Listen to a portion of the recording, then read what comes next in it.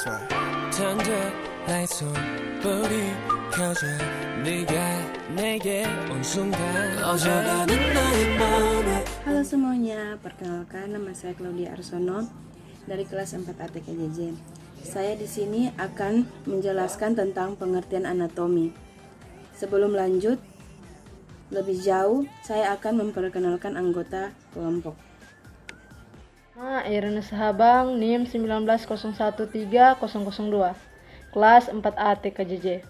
Perkenalkan, nama saya Nindito Asis. Di sini saya akan menjelaskan sifat-sifat kayu.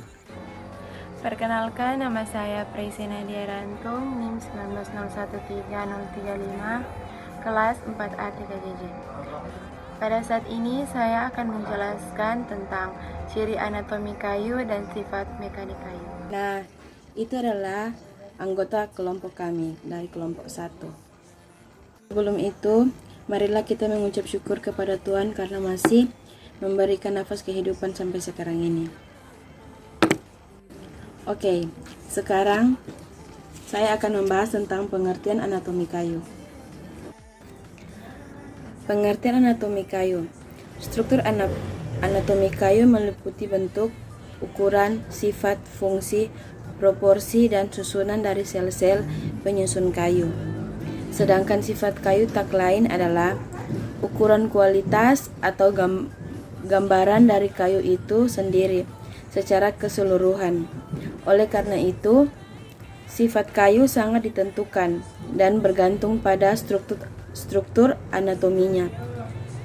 Dengan kata lain, sifat kayu ini melekat atau inheren di dalam struktur sel-sel penyusun kayu. Ciri anatomi kayu dapat dilihat secara makroskopis dan mikroskopis. Menurut SOME 1991, sifat makroskopis kayu adalah sifat yang terlihat pada kayu tanpa harus menggunakan mikroskop. Bila perlu, hanya dibantu dengan lup dengan perbesaran 10-15 kali. Ciri kayu yang dapat diamati secara makroskopis meliputi warna kayu, tekstur, arah serat, kilap, dan kesan raba. Warna dan corak. Corak yang ada pada suatu jenis kayu dapat ditimbulkan oleh perbedaan warna antara kayu akhir dan kayu awal. Dari lingkar tumbuh, seperti yang terjadi pada kayu jenis jati dan kayu tusam. Corak dapat ditimbulkan pula oleh perbedaan intensitas pewarnaan pada lapisan-lapisan kayu yang dibentuk dalam jangka waktu yang berbeda. Pada kayu eboni misalnya, ada lapisan-lapisan yang berwarna coklat merah atau coklat maupun berwarna hitam. Pada bidang radial dan tangensial akan tampak sebagai jalur warna coklat merah atau hitam secara bergantian. Warna kayu harus ditetapkan secara hati-hati. Warna potongan-potongan dari kayu jenis yang sama dapat berbeda. Ini saya akan membawakan materi kayu. Kayu merupakan hasil hutan yang mudah diproses untuk dijadikan barang sesuai dengan kemajuan teknologi. Kayu memiliki beberapa sifat yang tidak dapat ditiru oleh bahan-bahan lain. Pemilihan dan penggunaan kayu untuk suatu tujuan pemakaian memerlukan pengetahuan tentang sifat kayu. Kayu berasal dari berbagai jenis pohon yang memiliki sifat yang berbeda-beda. Ada beberapa sifat yang umum terdapat pada semua jenis kayu, antara lain 1. Kayu tersusun dari sel yang memiliki tipe bermacam-macam dan susunan dinding sel yang berbeda-beda. 2. Semua kayu bersifat antistropik, yaitu memperlihatkan sifat yang berlainan. 3. Kayu merupakan bahan yang bersifat higroskopis, yaitu dapat menyerap atau melepaskan kadar air. 4. Kayu dapat diserang oleh hama dan penyakit dan dapat terbakar dalam keadaan kering. Jelaskan sifat-sifat kayu. Sifat-sifat kayu terdiri dari 12. 1. Berat. Suatu kayu tergantung dari jumlah zat kayu, rongga sel, kadar air, dan zat ekstraktif di dalamnya. Berat suatu jenis kayu tergantung terhadap BJ-nya. Kayu mempunyai berat jenis yang berbeda-beda berkisar BJ minimum 0,2 kayu balbas sampai BJ 1,28 kayu nani. Umumnya makin tinggi BJ kayu semakin berat dan semakin kuat pula. 2. Kawetan. Kawetan adalah ketahanan kayu terhadap serangan dari unsur-unsur perusak kayu dari luar seperti jamur, rayap, bubuk, dan lain-lain. Kawetan kayu tersebut disebabkan adanya zat ekstraktif di dalam kayu yang merupakan unsur racun bagi perusak kayu. Zat ekstraktif tersebut terbentuk pada saat kayu gabal berubah menjadi kayu keras, sehingga pada umumnya kayu keras lebih awet dari kayu gabal. Warna. Kayu yang beraneka warna macam-macamnya disebabkan oleh zat pengisi warna. Warna dalam kayu yang berbeda-beda. 4. Tekstur. Tekstur adalah ukuran relatif sel-sel kayu berdasarkan teksturnya. Kayu digolongkan ke dalam kayu tekstural. 5. Arah serat. Serat adalah arah umum sel kayu terhadap sumbu batang pohon. Arah serat dapat dibedakan menjadi serat lurus, serat terpadu, serat berombak, serat terpilin, dan serat diagonal atau serat miring. 6. Serat raba. Serat raba adalah kesan yang diperoleh pada saat meraba permukaan kayu atau kasar, halus, licin, dingin, dan berminyak. Kesan raba tiap jenis kayu berbeda-beda tergantung dari tekstur kayu, kadar air, kadar zat ekstraktif dalam kayu. Bau dan rasa. Bau dan rasa kayu mudah hilang bila kayu lama tersimpan di udara terbuka. Beberapa jenis kayu mempunyai bau yang menyengat dan merangsang bau kayu tersebut. 8. Nilai dekoratif. Gambar kayu tergantung dari pola penyebaran warna, arah serat, tekstur, dan pemunculan tiap-tiap tumbuhan. Dalam pola tertentu, pola gambar ini membuat suatu jenis kayu mempunyai nilai dekoratif. 9. Higroskopis. Kayu mempunyai sifat dapat menyerap atau melepaskan air. Makin lembab udara di sekitarnya, makin tinggi pula kadar air yang dimiliki oleh kayu. Sifat kayu terhadap suara yang terdiri dari sifat akustik, yaitu kemampuan untuk meneruskan suara, berkaitan erat dengan elastisitas kayu. Sifat resonansi, yaitu turut bergetarnya kayu akibat adanya gelombang suara. Kualitas nada yang dikeluarkan kayu sangat baik, sehingga kayu banyak dipakai untuk bahan pembuatan alat musik. 11. Daya hantar panas. Sifat daya hantar panas kayu sangat jelek, sehingga kayu banyak digunakan untuk membuat barang-barang yang berhubungan langsung dengan sumber panas. 12. Daya hantar listrik. Pada umumnya kayu merupakan bahan hantar yang jelek untuk listrik. Daya hantar listrik ini dipengaruhi oleh kadar air kayu. Pada kadar air 0%, kayu akan menjadi bahan sekat listrik yang sangat baik. Sebaliknya, apabila kayu mengandung air maksimum kayu basah, maka daya hantarnya boleh dikatakan sama dengan daya hantar air. Sifat mekanik kayu. 1. Keteguhan tarik. Keteguhan tarik adalah kekuatan kayu untuk menahan gaya-gaya yang berusaha menarik kayu. Terdapat dua macam keteguhan tarik, yaitu A. Keteguhan tarik sejajar arah serat, dan B. Keteguhan tarik tegak lurus arah serat.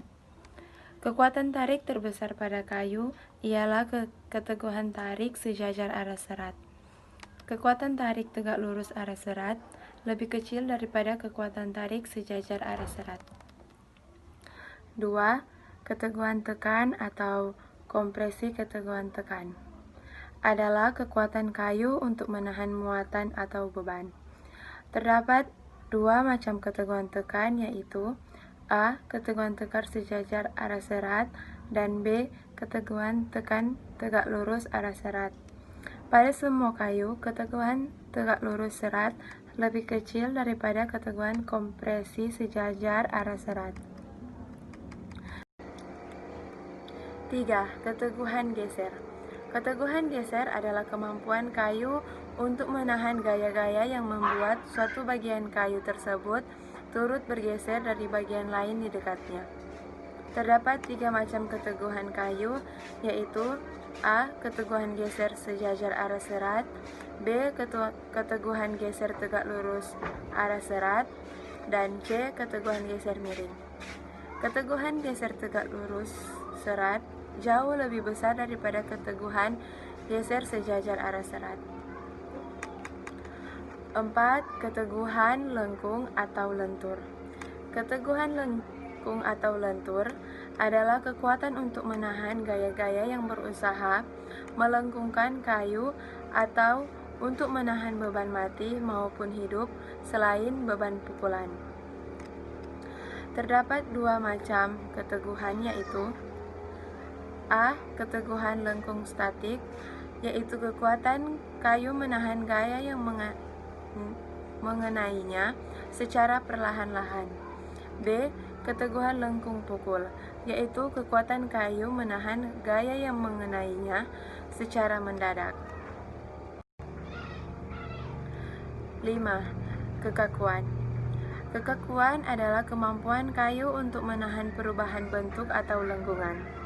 Kekakuan tersebut dinyatakan dalam modulus elastisitas. 6. Keuletan. Keuletan adalah kemampuan kayu untuk menyerap sejumlah tenaga yang relatif besar atau tahan terhadap kejutan-kejutan atau tegangan-tegangan yang berulang-ulang yang melampaui batas proporsional serta mengakibatkan perubahan bentuk yang permanen dan kerusakan sebagian. 7. Kekerasan.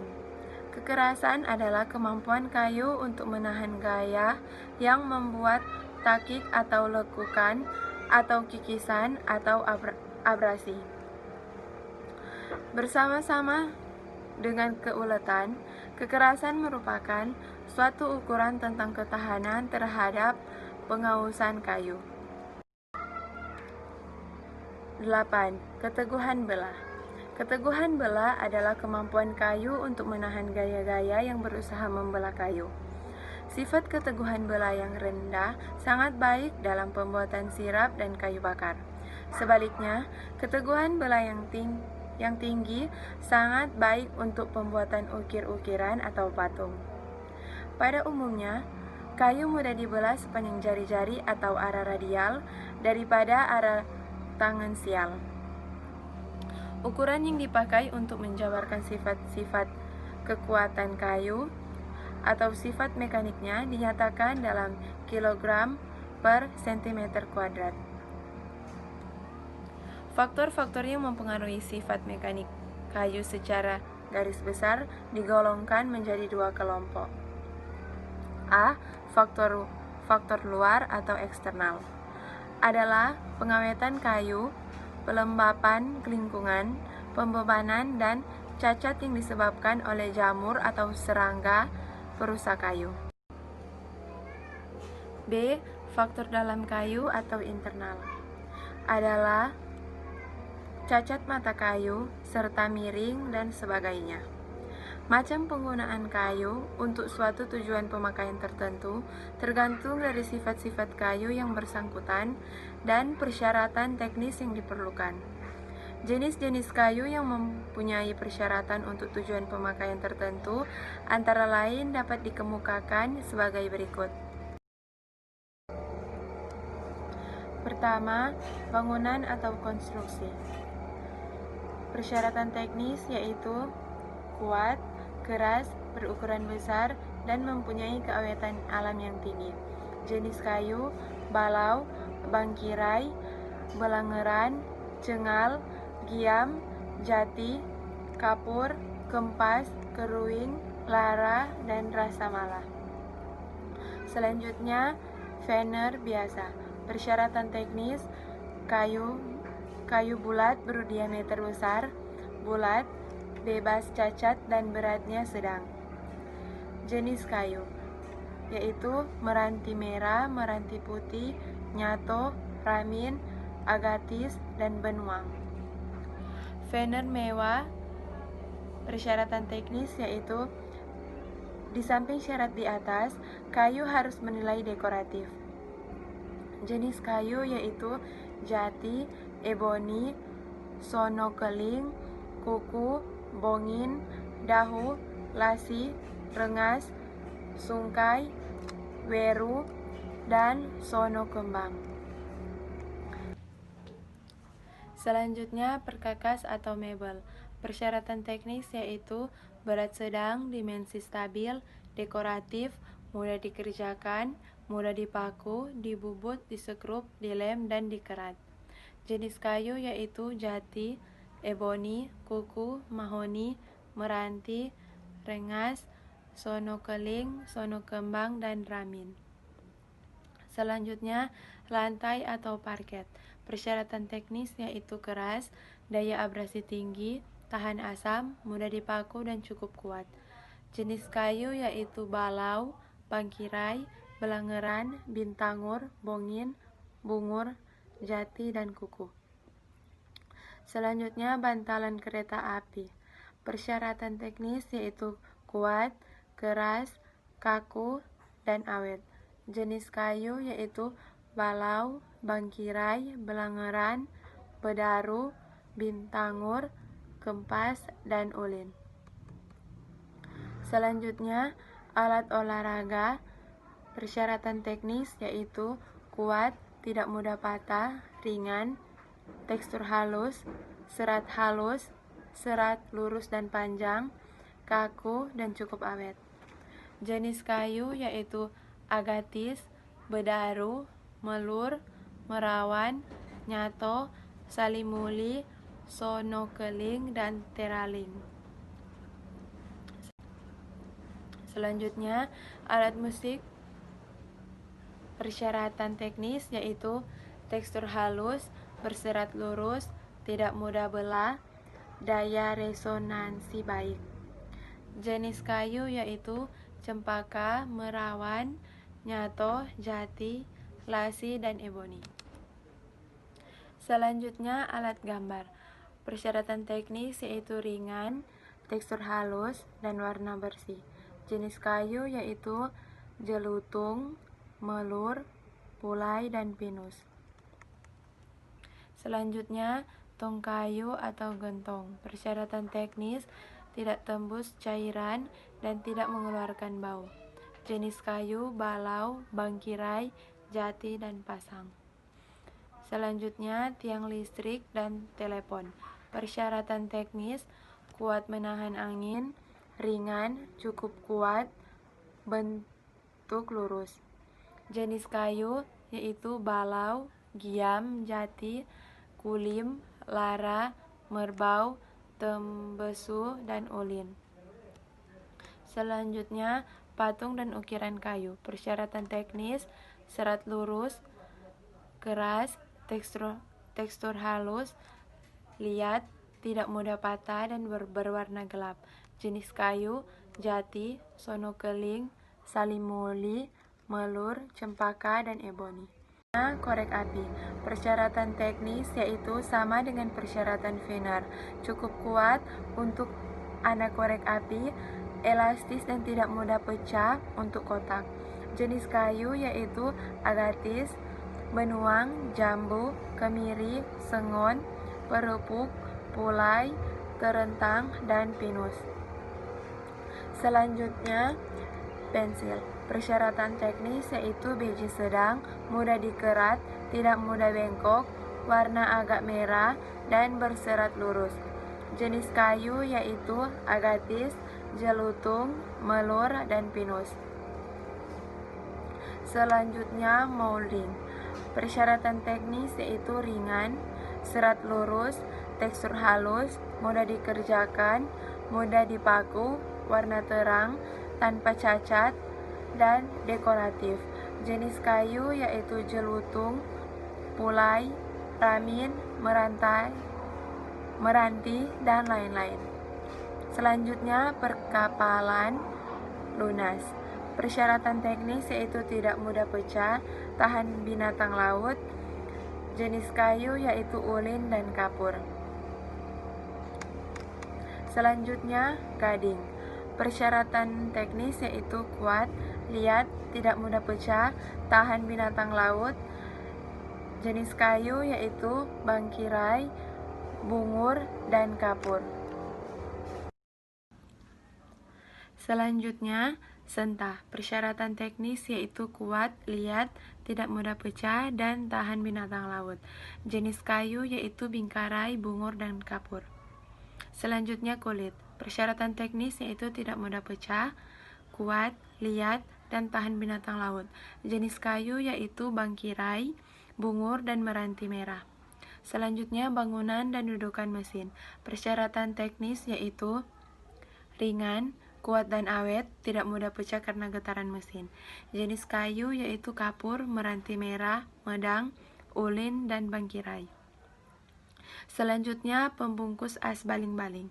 Persyaratan teknik yaitu liat, lunak, tidak merusak logam. Jenis kayu yaitu nangka, bungur, dan sawo. Selanjutnya yaitu popor senjata. Persyaratan teknis yaitu ringan, liat, kuat, keras, dimensi stabil. Jenis kayu yaitu waru, salimuli, dan jati. Selanjutnya yaitu arang atau bahan bakar. Persyaratan teknis yaitu BJ tinggi. Jenis kayu yaitu bakau, kesambi, wali kukun, cemara, gelam, gosava, johar, kayu malas, niri, rasa mala, puspa, dan simpur. Penutup, pengenalan atas sifat-sifat fisik dan mekanik akan sangat membantu dalam menentukan jenis-jenis kayu untuk tujuan penggunaan tertentu. Diharapkan dengan memahami sifat-sifat kayu dan jenis-jenis kayu untuk penggunaan tertentu akan semakin mengurangi ketergantungan konsumen akan suatu jenis kayu tertentu saja, sehingga pemanfaatan jenis-jenis kayu yang semula belum dimanfaatkan atau jenis-jenis yang belum dikenal umum akan semakin meningkat. Penutup, pengenalan atas sifat-sifat fisik dan mekanik akan sangat membantu dalam menentukan jenis-jenis kayu untuk tujuan penggunaan tertentu. Diharapkan dengan memahami sifat-sifat kayu dan jenis-jenis kayu untuk penggunaan tertentu akan semakin mengurangi ketergantungan konsumen akan suatu jenis kayu tertentu saja, sehingga pemanfaatan jenis-jenis kayu yang semula belum dimanfaatkan atau jenis-jenis yang belum dikenal umum akan semakin meningkat. Nah, itu adalah hasil presentasi dari kelompok kami, kelompok 1. Nah, itu adalah hasil presentasi dari kelompok 1. Dan kelompok kami menyimpulkan bahwa struktur anatomi kayu meliputi bentuk, ukuran, sifat, fungsi, proporsi, dan susunan dari sel-sel penyusun kayu. Sedangkan sifat kayu tak lain adalah ukuran, kualitas, atau gambaran dari kayu itu sendiri secara keseluruhan.